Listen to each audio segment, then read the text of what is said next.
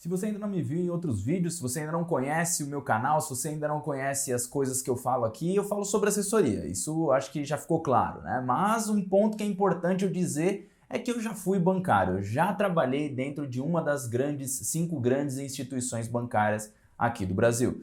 E por ter trabalhado lá, eu sei muito bem como é que funciona, como que é a cobrança, como que funciona o trabalho, quais são as metas, qual que é o trabalho comercial e por aí afora. Mas por que eu me tornei bancário, né? Sendo que eu já fui assessor, né? Antes de ser bancário, eu também estava trabalhando como assessor de investimentos.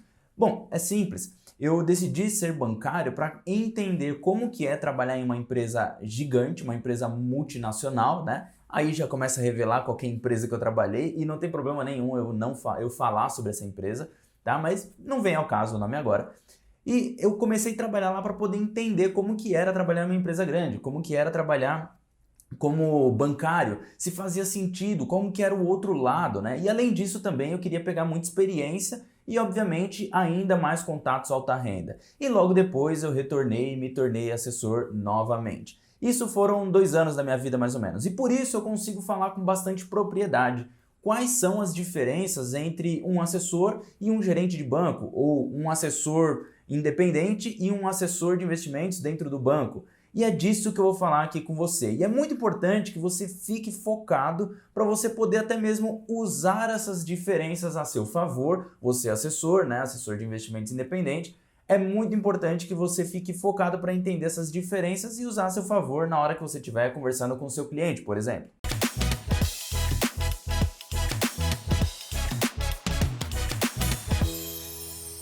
Assessores e assessoras e amantes dessa grande profissão que é o agente autônomo de investimentos. Estou aqui mais uma vez para, obviamente, trazer conteúdo rico para você, para poder te ajudar aí a se tornar um assessor alta performance ou uma assessora alta performance. E, obviamente, esse vídeo aqui, eu já falei, né, para falar sobre as diferenças do gerente do banco e o assessor de investimentos. Mas antes da gente falar sobre isso, eu quero que a gente siga aquele combinado de sempre, né? Que, pô, se você tá gostando é como se a gente estivesse se cumprimentando, né? Você dá um joinha, eu dou um joinha daqui e tá tudo certo. Então clica no like aí embaixo para poder ajudar o canal a crescer. Se você ainda não é inscrito, se inscreve aqui e fica à vontade para comentar a hora que você quiser comentar aí, quiser fazer uma pergunta e tudo mais, a gente interage por aí, beleza?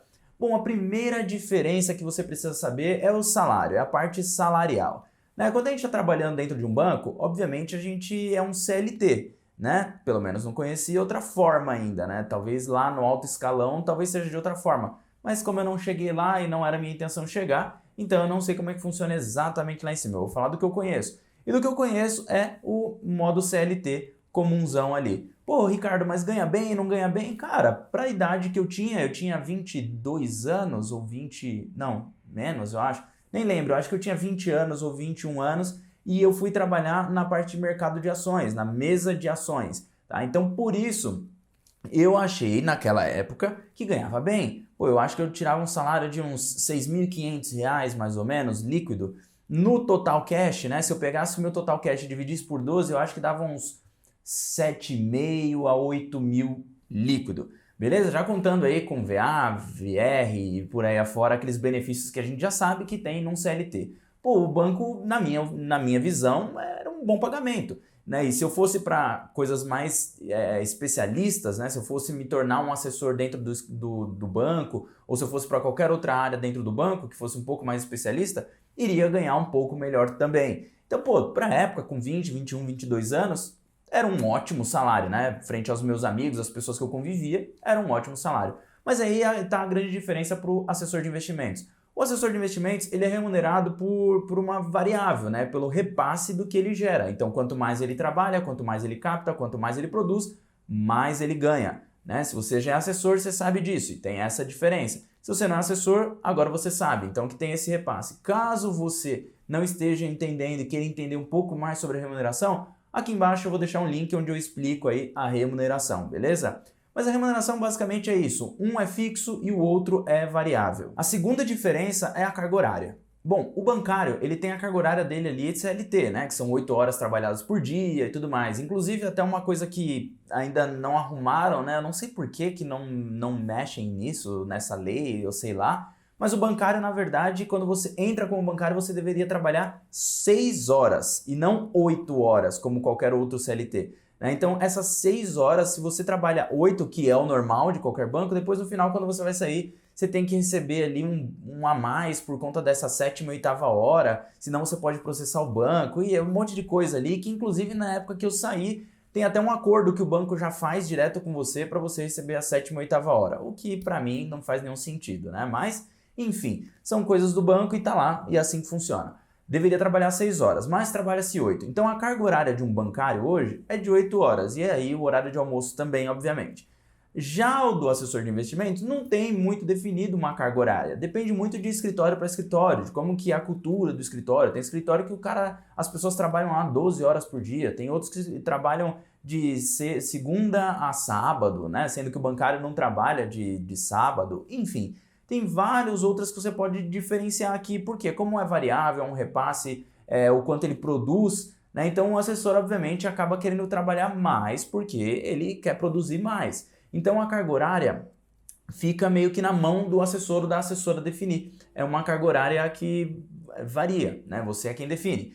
E você pode definir de várias formas. Uma das formas que eu já vi foi gente que queria trabalhar part-time. Inclusive tem um vídeo aqui embaixo que eu vou deixar também para você assistir falando sobre part-time. Tem lá a minha opinião também. O que vale a pena? Um second job vale a pena, não vale a pena? Bom, eu vou deixar o vídeo aí embaixo e depois você assiste. Mas como eu ia dizendo, a carga horária do assessor é ele quem define, né? Obviamente, como eu disse também, dependendo de toda a cultura ali, da atmosfera que é criada dentro do escritório. Mas tem assessor, e tem algumas pessoas que ainda não se tornaram assessor, pode ser que seja o seu caso, que vem pensando, pô, posso trabalhar quantas horas eu quiser. Se eu quiser trabalhar 2, eu trabalho. Se eu quiser trabalhar só 1 por dia, eu trabalho. Se eu não quiser trabalhar, sei lá, 2 meses, eu também não trabalho. Realmente, é isso mesmo, é verdade. Se você não quiser trabalhar, você não trabalha. Só que também você não ganha, ou você ganha muito pouco, porque quanto mais você produz, mais você ganha. É como se você se tornasse um microempreendedor. É como se a sua carteira é a sua empresinha, sabe? É mais ou menos isso. Você é uma célula dentro de todo o escritório que é o corpo. Tá? Então quanto mais, se você parar de produzir, é como se a sua célula morresse, é como se você morresse, acabasse matando ela. E aí a sua empresinha, né, a sua base não continua crescendo, seus clientes vão começar a reclamar, não vão querer mais ser atendidos por você e acaba. A terceira grande diferença são as metas. O bancário, ele tem várias metas, dá para descer um pergaminho de tanta meta que tem o bancário, infelizmente, né? Tem lá tem que vender cartão de crédito, tem que falar sobre seguro de vida, tem que falar sobre previdência, tem que falar sobre os títulos de renda fixa, tem que falar sobre, sei lá, o que mais? O cheque especial, tem que falar sobre poupança e tem uma pancada de meta aí no meio, tá bom? Meta de captação também, enfim, enfim, várias metas. Já o assessor de investimentos, é como eu vinha dizendo, ele é um cara que seria um autônomo, vamos dizer assim. Então, se ele é um agente autônomo de investimentos, ele é autônomo, ele não tem metas ditas para ele. Porém, dentro de cada escritório, atualmente, os escritórios que estão mais estruturados, eles criam algumas metas. Quais são elas? Uma única meta, normalmente, é o que é estipulado. É a meta de captação, que é o que rege todo o resto. Bom, você tem uma meta ali de 1 milhão de captação, de 2 milhões de captação, de 3 milhões de captação. Assim você acaba sendo algo saudável, né? Quanto mais você capta, mais você ganha. E não, pô, você tem que fazer tanto de previdência, tanto de CDB, tanto de LCI, tanto de CRA, tanto de debênture e vários outros produtos aqui, né? A única meta que você tem, normalmente, o que eu vejo pelos escritórios, é a de captação. A quarta grande diferença são os produtos, né? Dentro de um banco, por exemplo, vamos dizer um banco aqui, o Itaú, tá? Dentro do Itaú, quais outros produtos que você consegue ofertar fora os do Itaú? Pouquíssimos e dependendo de que faixa de cliente que você atende, né? Se for um cliente quase nível private, você consegue pegar um fundo ali, outro acolá, ainda mais com a plataforma 360, né? Você consegue pegar um ali, outro acolá. Já o assessor de investimentos, ele consegue pegar uma gama muito maior, infinitamente maior. É uma plataforma aberta. Para você entender, ficaria como... Sabe como a Oi fez no passado? Que ela desbloqueou o chip e falou, ó, você vai para onde você quiser, cliente. Se você quiser ficar na Oi, você fica. Se você quiser ficar na Claro, você também fica. Você vai para onde você quiser. É você quem manda aqui. Já nos bancos, é como se tivesse travado ainda o chip. né? É como se você não pudesse sair dali. Então a grande diferença aqui está na quantidade de produtos, tá? No conflito de interesse, né? O gerente do banco, ele não pode e ele não consegue pegar e falar assim, cara, vai lá no Bradesco, porque no Bradesco está melhor. Ele não vai ser remunerado por isso. Então, obviamente, ele não vai jogar contra a própria bandeira ou contra o próprio time, né? Já dentro da assessoria, você sendo um assessor ou uma assessora de investimentos, obviamente você pode ofertar produtos de diversos bancos, né? Você pode falar do ABC, você pode falar da Indusval, do BTG, diversos outros bancos aqui você consegue ofertar produtos, fundos e, enfim, produtos em aberto em geral. E o último ponto e a última grande diferença é o conflito de interesse que eu já até abordei um pouquinho. Pô, sendo gerente de banco, você tem um conflito de interesse muito grande, que é você não consegue falar do Bradesco, né? Se você for falar e tiver lá, sei lá, vamos pegar um CDB, uma coisa básica aqui. Tem um CDB de 110 do CDI para 1 ano de vencimento. Sendo que no Itaú, você é gerente lá e tem vencimento daqui a 1 ano também, um CDB de 105%. Você vai falar para o cliente, vai lá para o Bradesco, lá tá 110, lá é melhor, né? Obviamente você não vai falar isso, porque você está jogando contra o seu time. Então o conflito de interesse se torna muito maior, além de tudo por conta das metas, né? Aquela carga pesadíssima de meta que tem hoje em cima do gerente, acaba fazendo com que ele tenha conflito de interesse. Fale muito mais de uma previdência, por exemplo, quando a meta dele é falar sobre previdência. Fala muito mais de um seguro de vida, quando a meta dele é entregar um seguro de vida. Então o conflito de interesse acaba ficando muito enviesado para o gerente. Já para o assessor de investimentos, Ricardo, mas peraí, assessor de investimento tem conflito de interesse? Lógico que tem. Qual profissão que não tem conflito de interesse atualmente? Só que o conflito de interesse é muito menor, tá? Muito mais mitigado do que o do gerente, tá? Então, qual que é o conflito de interesse aqui? É porque cada produto paga um percentual diferente para o assessor de investimentos.